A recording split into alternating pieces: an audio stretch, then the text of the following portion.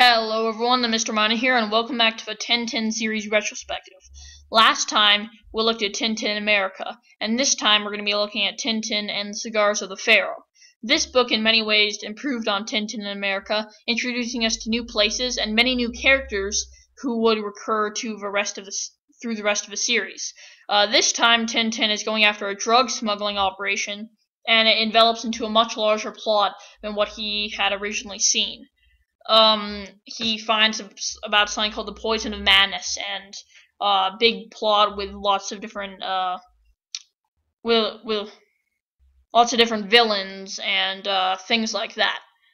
So the three main characters that we're introduced to this time that return in a lot of later books are, I don't know how to say his name, I have absolutely no clue, but he is Rastapopoulos, the infamous villain and Tintin's nemesis. This guy is the most evil, cunning villain in the entire Tintin series, and he's pretty much one of the only recurring villains, along with his henchman, Captain Allen, who we also see in the series. We're also introduced to Thompson and Thompson, two clueless detectives that will provide comedy relief for the rest of the series. Out of all the characters in the Tintin series, they are probably my favorite. It's kind of hard to choose because there are a lot, but I just like them a lot. I don't know. I thought the comedy with them was great, and the way that Herge or Herge did it was really good. They're in this book, they're actually not that dumb and clueless. They're going after Tintin for the majority of the book instead of being his friend under a false lead that he was a drug smuggler.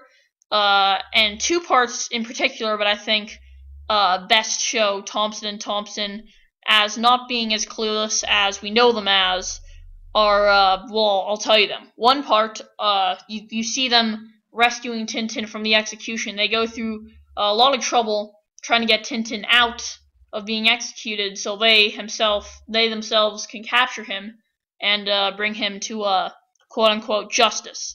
So they actually save him from execution twice.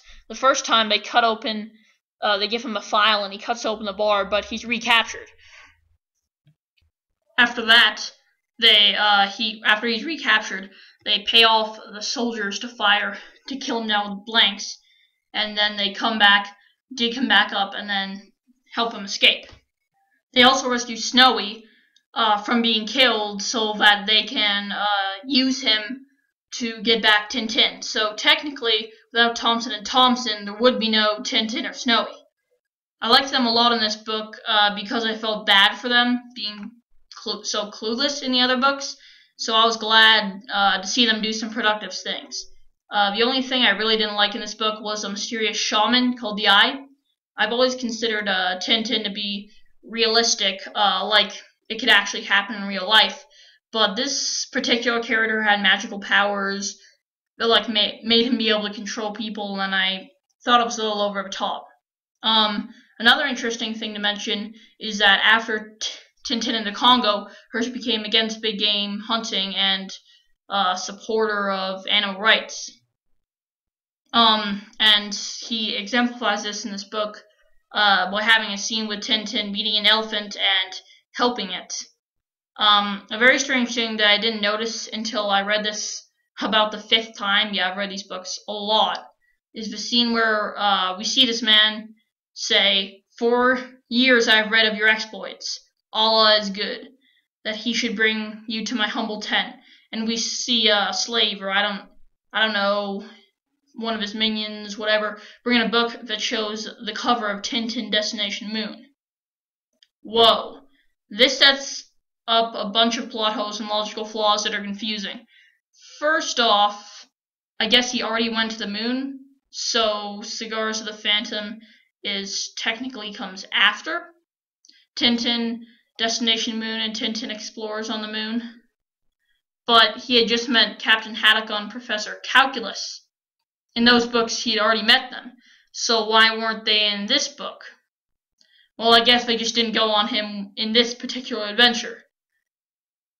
What? Wait. Huh. But wait, we see Thompson and Thompson in those books, and Tintin already knows them and is friends with them. So why didn't he know them in this book? I could really go on about this for ages, but I'm probably reading too much into this. That's what happens when you read the same book over and over. But anyway, I'll move on and just say that this book is very similar to Tintin in America, as it has defined the Tintin character now, but it added in new characters that we would see later in the series. More interesting plot and almost as good action. I preferred Tintin in America's action a little bit more. It was a little bit more exciting. This one focused a little more on plot, which is in no way a bad thing. I'm just saying I prefer the action in Tintin in America. In all, I liked it much more than Tintin in America, and it's a great addition to the series.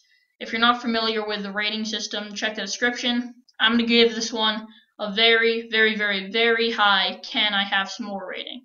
We're almost there, but without Captain Haddock, it's kind of hard to give this a Tintin Approved rating. I really wanted to give this a Tintin Approved rating, but just because we're missing Captain Haddock, it's kind of hard. Because Tintin Approved is like a perfect rating, and this one is we're almost there, but we need Captain Haddock, and I know it's not the book's fault or whatever. Captain Haddock wasn't introduced yet. I'm just saying that it is a great book. I highly recommend it. Definitely better than Tintin in America, but without Captain Haddock, I'm just going to have to keep it at a very, very, very high can I have some more rating. Tune in next time, and we're going to be looking at Tintin and the Blue Lotus.